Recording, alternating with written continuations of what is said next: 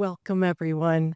I'm Libby Schmiegel. I'm the dance curator here in the music division, and I want to welcome you to this concert, which is a long time coming in many ways, because Lucia Długoszewski's materials were really locked up in the Public Administrator's Office of New York State for about 20 years before the Library of Congress was able in 2018 to reunite them with the bulk of the Eric Hawkins Dance Company Foundation papers, which we had, and Eric's personal papers, or at least those that Lucia didn't have in her apartment when she died.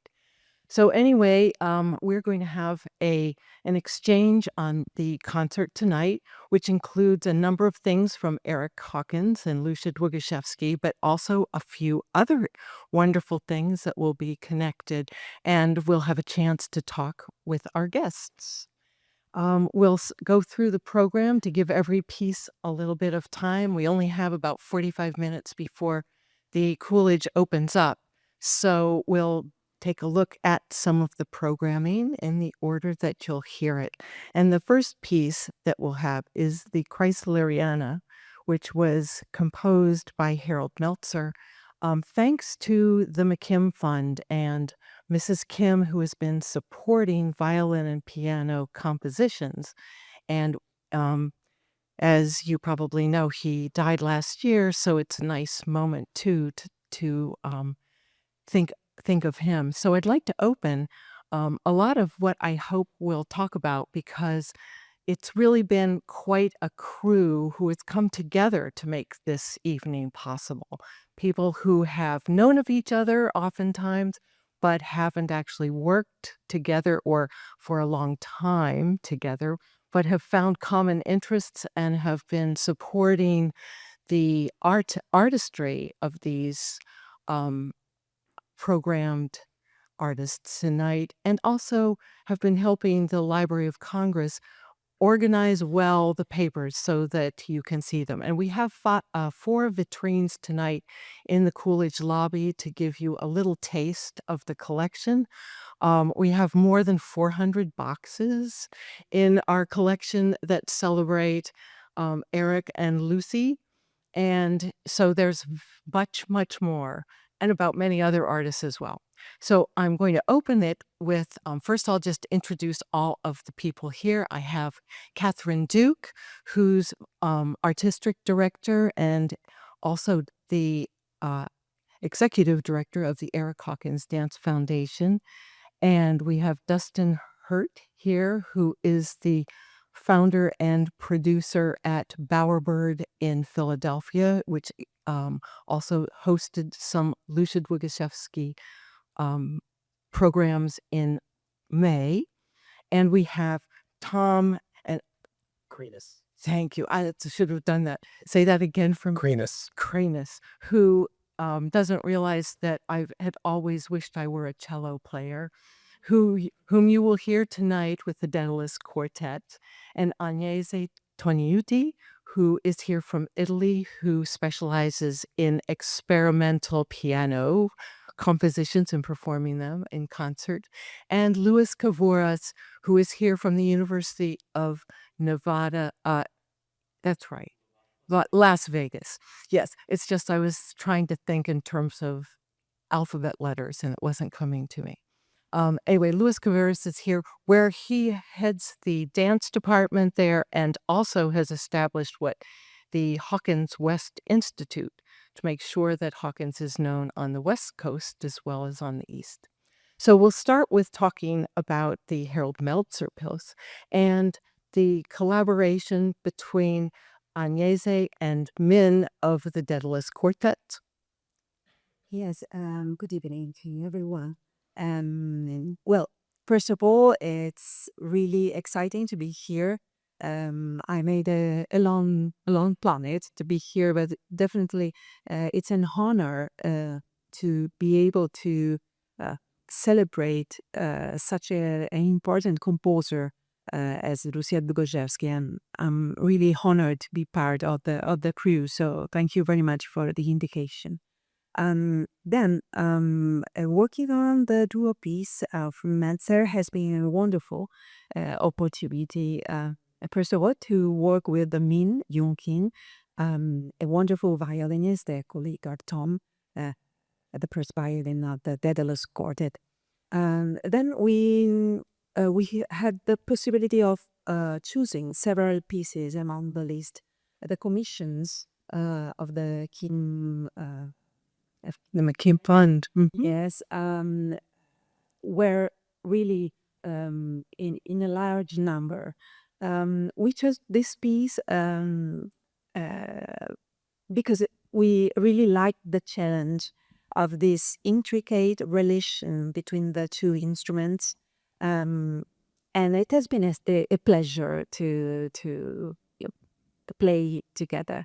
The piece was itself written in a case of a celebration of Chrysler and at the same time of Schumann, who wrote the famous piece for piano Chrysleriana.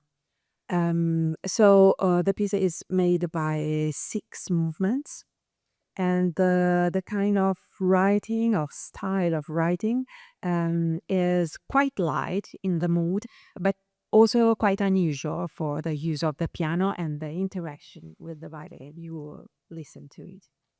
Wonderful. So we'll move into the collaborations now with the artists over the music and the dance of Eric and Lucy. And so I'd like to turn this over to Catherine right now and to tell you about working on reconstructing Here and Now with Watchers, which was one of Eric's earliest pieces, and what had to happen for us to be trying to reconstruct that so many decades later. Thank you. It's such an honor to be here and to share Eric and Lucia's lifetime of work and their artistic achievements. And I think you're going to really love the program and these incredible artists that are part of it. One thing I want to say exactly what you're saying. So, Here and Now with Watchers is actually the second piece that Eric and Lucia did together. The first piece, she was just brought on. He found her as his composer. He had created a dance called Openings of the Eye, and she made the music for that piece. And that was in 1952. So then I think they realized that they were kindred artist spirits, and they wanted to dive deep, and they did dive deep. And they pretty much spent the next 5 years working on Here and Now with Watchers. We've noticed in the notebooks different dates, etc. But it first came about in 1957 is when the official showing of this piece the first time. And Lucia had several instruments for Openings of the Eye, but she created her own score and her own style, which is she ended up naming timbre piano. As opposed to, she was a student of John Cage, and he did the prepared piano. Her feeling about it is that it's the timbre piano and all the different timbres or sounds that the piano could make. Not necessarily, well, Agnese would know better, but between the keys, between the strings, between the frame of the piano, the pedals, very creative. And Eric's dance was almost an hour. It was 2 dancers only, himself and another dancer, female, male and female. And it would go back and forth between duets and solos. And I think in 1957, now we take it, if a show has no intermission and it's an hour, that's kind of fine. But I think back then that was unusual, that they did such a huge piece, and both the dance, it says in your program, and the music were separate entities, but Eric would create his movement without any sound so that it has its own integrity and it wasn't driven by anything other than the pureness of the movement and what he wanted. And Lucia made music to go with the movement, but on her own, and not to provide any sort of leading it or a narrative of any sort. And I think the aliveness that they were aiming for, which was something that they wanted, something immediacy was something that they thought was very important on stage, that they achieved that. And I think you'll see that, especially in Here and Now. We're only doing two excerpts. It was 8. And you just are wanting it, as they say, minute by minute. So every count of the dance has a special sound, and all the music score has minute by minute, and it's so intricate and deep that you will experience time and immediacy, I think, very deeply.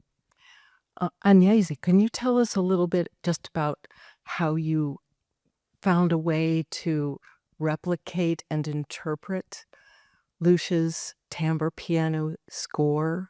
And we'll put score in quote marks because it's not any score you would have seen. Yes, sure. That's the point. When I was looking for a score, because I'm a musician, I work with scores of Lucia Bogoszewski, to understand what the timbre piano was. It seemed for a long time that the information was not available in any way.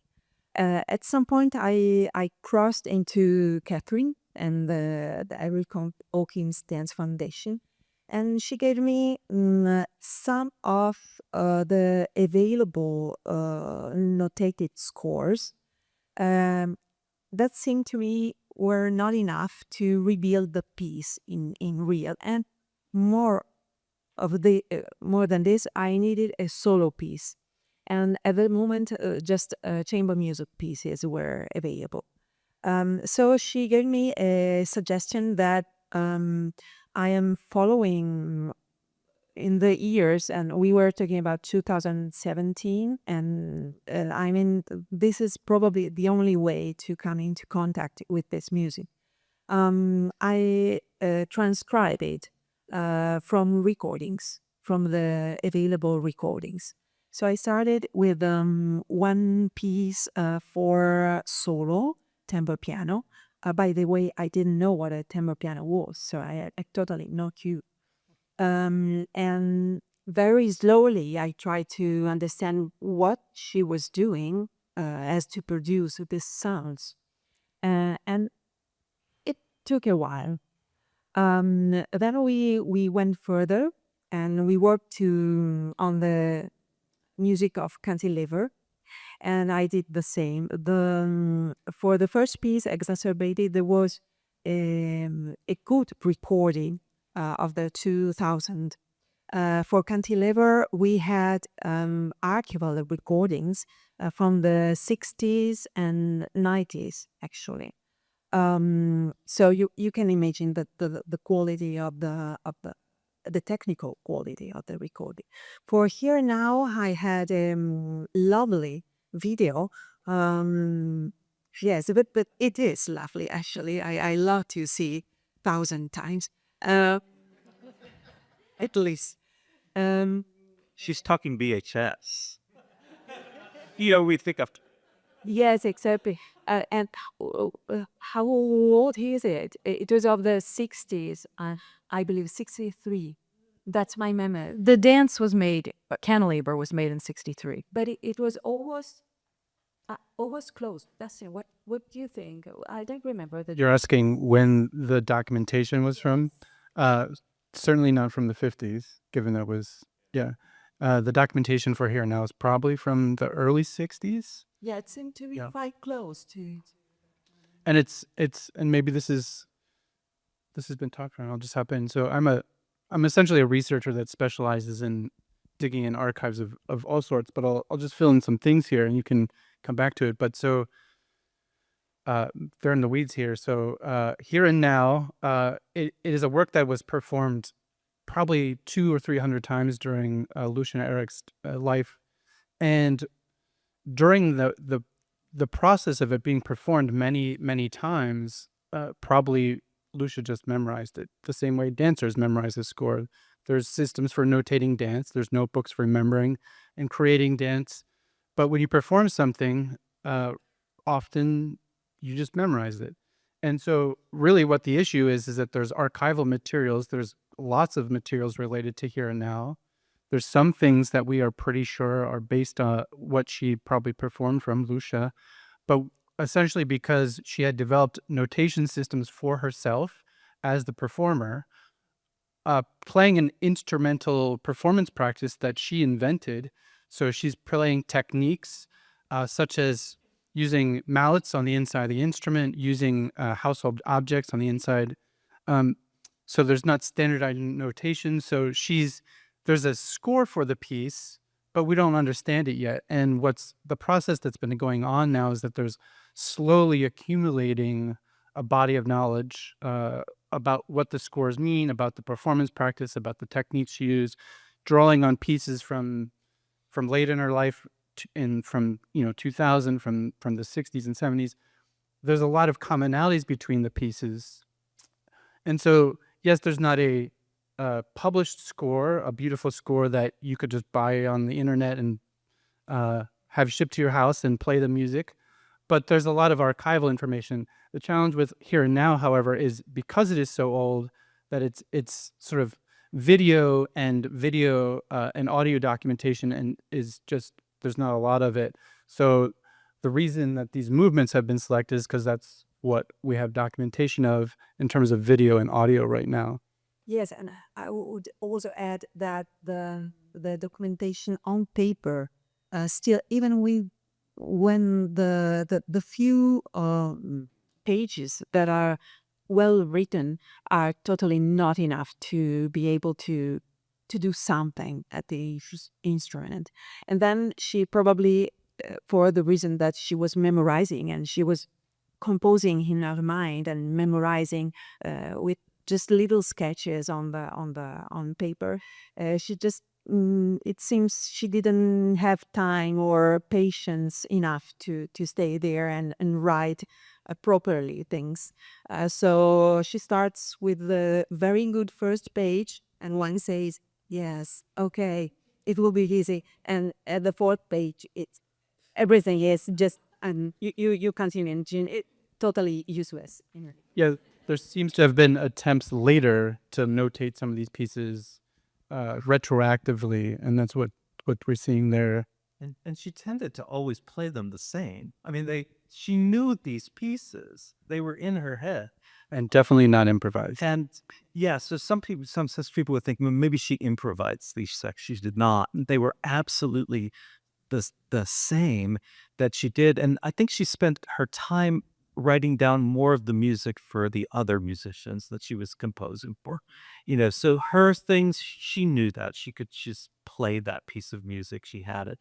But there were even times where you would be with her and it'd be like, she'd have half a sheet of paper and I'd be like, Lucia, where are these notes? She says, I got those. Don't worry. She'd had them in her head. So even when she died composing music. Catherine and I were doing a concert, and we were waiting for the music to arrive to hand the musicians. And Lucia had called me the night before. She said, I have it all. It's done. I said, oh, can I come pick it up? And she said, no, I just need to write it down now. But she did, what that taught me at that moment was this was a composer that had a capacity to really, she could hear it all in her head. All of the parts that she had it. She just needed the time to write it down. She's amazing. What also, I should just know, what's special about the piece Agnese that's done is that she has sort of like an archaeologist listened to the sound and found the sounds in the piano to recreate these scores. So what's special is that in the future, someone else might be able to find these pieces again. Mm-hmm. And the sounds are super, super specific, right? And maybe you can talk about this, like, it's not just you in talking, the discovery of a sound is not just a technique or just an object. It's finding the exact, she probably was walking around, Canal Street buying stuff from, stores and then going back to her piano and playing. And so very specific objects. And so you were listening and you want to. Yes, definitely. And even because we are not I mean, I don't know if some of you has experience with contemporary music. There's a large use, especially nowadays, with of extended techniques. That's how they are called. The idea is to extend and to do something unusual on an instrument who has a long story, a long Western story of use of the keyboard. I don't think this is the case of Dlugoszewski. She had something in mind very specific about her taste for sound and her preferences of perception. So the palette of sounds she's looking for is really makes an identity, a sound identity of her pieces, and which is something I curiously found out also listening to ensemble and orchestra music. She's looking to the same thing. She likes that kind of sounds. And being more specific, I will use in the inside of the keyboard mallets, as Justin said. In this piece, there will be rulers, mics, glass jars, hairpins, and combs, source marks. How to forget the town? I'm talking about combs. Yes. Yes, in other pieces she uses also thimbles. The name in English doesn't come to my mind. The Hammer. Thank you. Jewelry, hammer. Don't worry. And also paper clips, and several other nice resonating objects, as for example that hood. You find it in the kitchen. It's not a fork, it's a spoon. A spoon made of wood, the one we used. Oh, this isn't yet, etc.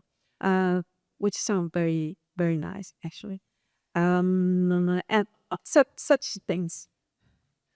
And this kind of interest also earlier in the 50s, she had experimented with. There's a set of pieces called Music for Everyday Sounds or Music for the Poetry of Everyday Sounds, and so there's this set of pieces where she's experimenting with household objects, found objects, and her development with the timbre piano also parallels a very, I think, simultaneously interesting exploration of percussion music, which then kind of becomes also part of her.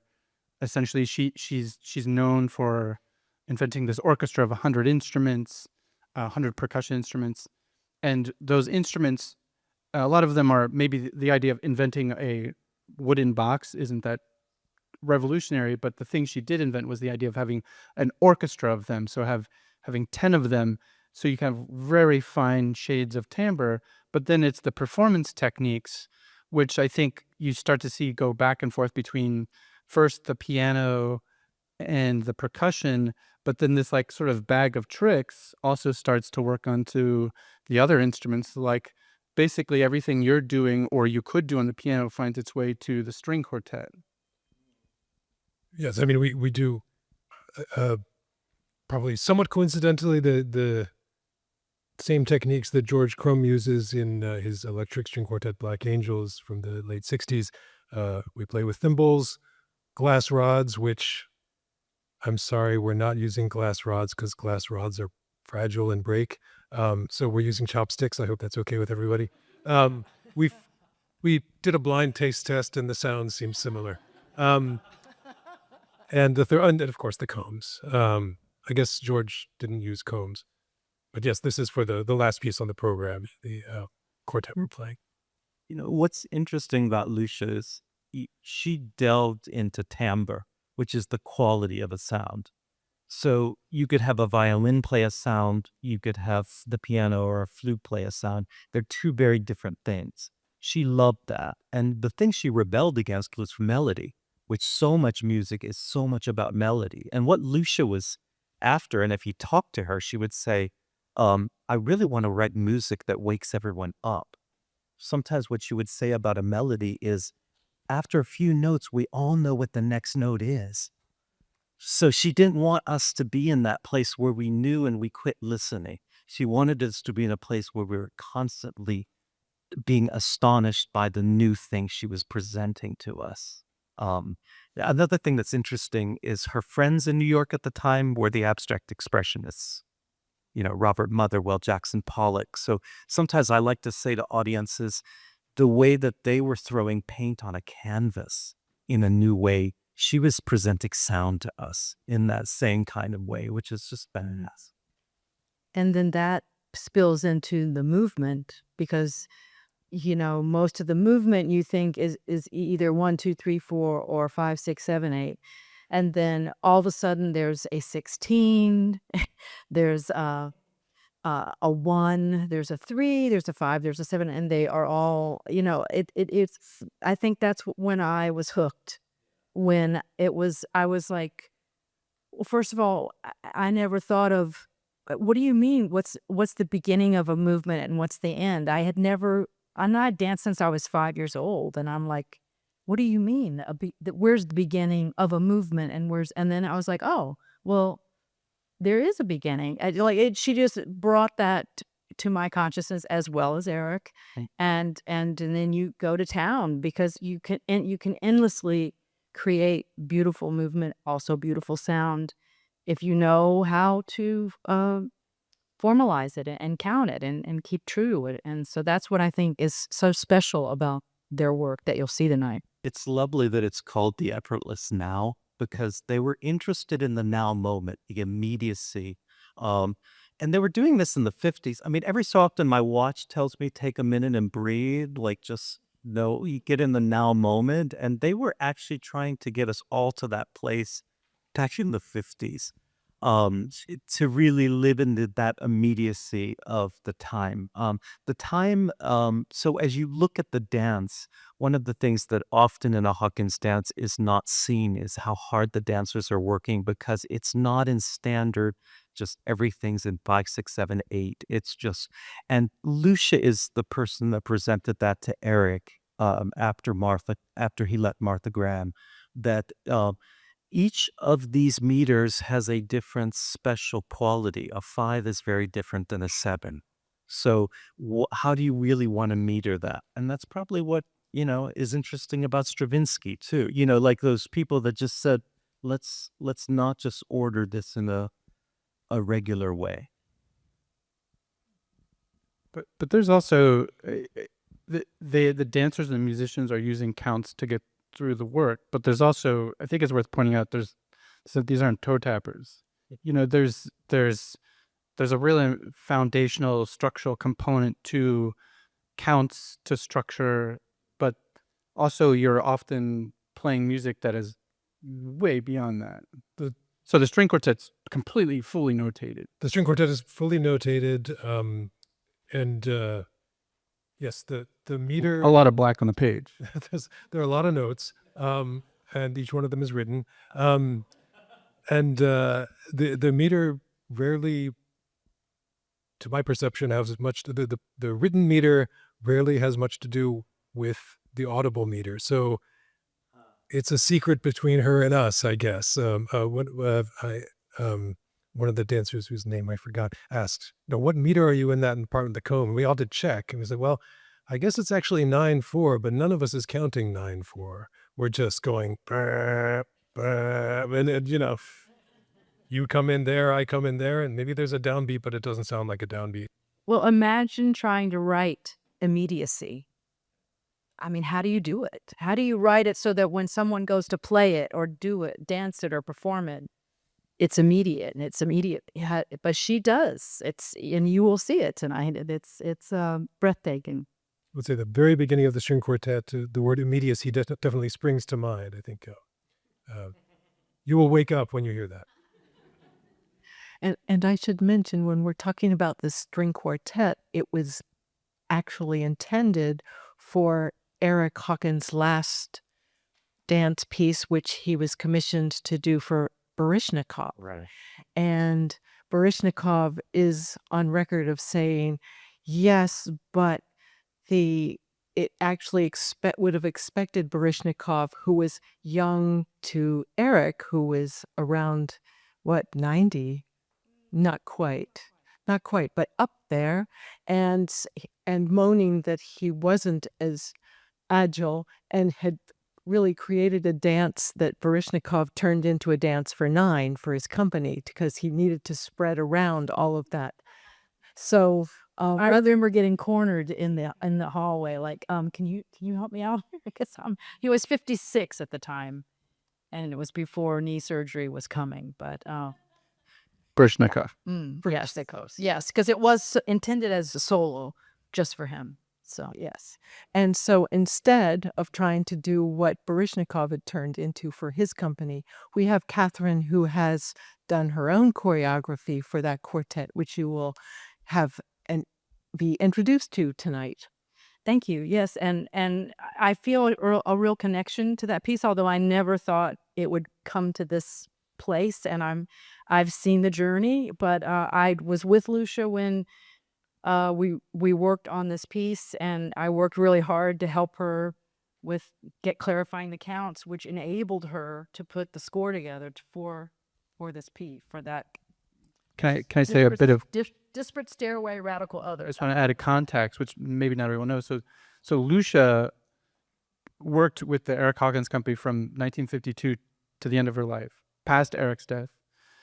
During very early on that journey, she began being very involved in the dance part of the dance company, which included teaching dance composition classes as early as the 60s. By the end of Eric's life, she was, and maybe you would use a different word, ghost choreographing, or helping really things that were being put out under his name, she was heavily involved in. And so this Baryshnikov choreography is 94. Eric dies in 94. And then so after that, or around that time, there's this whole wakening up period, which I think you really told a great history of Lucia coming into her own as a choreographer, which is connected to you also kind of choreographing. So that's the context. Well, that's all we did is count and make movements. Oh, that's beautiful! Like everything, and then Louis and I we're working with her. Oh, that's so beautiful! Like everything was beautiful, but we have to count it. She needed to make the transition. But the other thing is, most of the time when you have when you have two partners in the arts, it's sometimes hard to know where one begins and one ends. And there is spillover. There are so many things now that we like to tell the story of what did Lucia bring to Eric, because for the longest time, he was the prominent person in the room, and it's so nice for us that now Lucia's really getting her moment and being discovered in this centennial. It's her 100th birthday this year. Although I will tell you that she lied about her age, so it's only your. But we think of years we could celebrate it again. Yes, absolutely. But I think I'm right in saying that last year she was the most requested collection. 2023 when 2023. 2023 at the music division, we count box polls, so we can see what the trends are and what the interest is. And there were more than 400 box polls for the Hawkins and Wyszewski papers, and that's often That was all Dustin. No, I'm just. it was Russ. Dustin did quite a bit, as did Catherine, and Anzutze also came and had us pull some boxes, and Louis as well. But and actually there was a great outpouring of interest from abroad. We had people from Vienna and Berlin and the Luschanzau Festival of Polish. Yes, there has been a lot of interest in her there, which was very exciting. But to give you the significance, the next highest number of box polls was in the mid 200s, not 400, and it was Lenny Bernstein. I think it's very exciting to see this interest of materials that people didn't know existed before. And that's what I heard from the people abroad. couldn't find anything. And Eric, by the way, wouldn't let her record very much or publish music because he didn't want his dance company to have to pay licenses. So that was another difficulty. So And she made that transition to become a choreographer, but I always tell people to understand her music, you have to understand it through the lens of dance. Like you can't just look at it purely musically. You have to bring dance into it. And she understood the dance. I mean, so often rehearsing with Catherine and I, she would look at a dancer and say, "He's wrong. That's not it." Like so often she was the one that knew in the room what was going on with the dance. She spent her life looking at dance and being around dancers. And so much of what Eric and Lucia were about is that space where dance and music collide. And that's really quite beautiful. Maybe, I was just gonna say, as a context, and maybe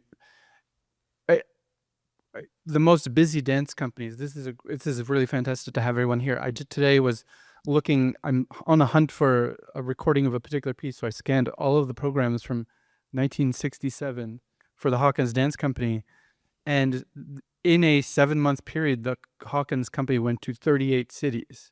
So and she's performing on every one of those concerts. So that means like most of her life, they're on the road. We're joking about them in the bus or the tour bus or whatever. But so she's the only musician on all of those dates. It's her and 4 dancers, including Eric. And so the degree to which she's like immersed in the dance world is just it can't be overstated. Yeah, it was basically led to what I wanted to say because I believe the quartet and other pieces for other instruments are not the same as the timbre piano pieces because working with the dances and the dancers, for me it was a clear and very intense experience of getting in contact with movement. So in part, she arranged a series of tricks and ways of playing where she could have eye contact, continuous eye contact with the dancers. And at the same time, it's very hard to play without that eye contact. So I mean, it's an adventure, literally, and it seems to me that that was the process for her. So she was just in contact with them continuously. And I just want to say that both movement wise and music, it's so rich and challenging that it's so detailed, and there's and this is something like, we're able to reconstruct this from so long ago, but because of how much they put into it and how deep they made the art. And I think that just shines through in just a fabulous way, and you will see that tonight. And Eric was really interested in getting his legacy passed on. And although we don't have very neat, clean scores from Lucia, he often, when he was able to he did create his own kind of dance notation. And it is definitely influenced by Laba notation because you start at the bottom of a page and each dancer has their own little column to read the movement up forward. And on the side, he has a little place where he can draw little schematics.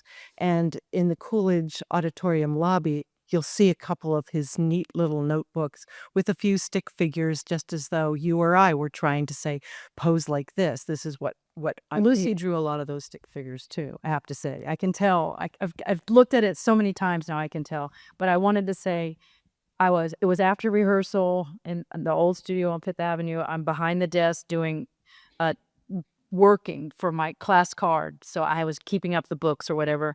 And he comes out and he says, "You have to have a system, Catherine." So he was and he did. I mean, I also ran into Deborah Jowett on the train because I live upstate.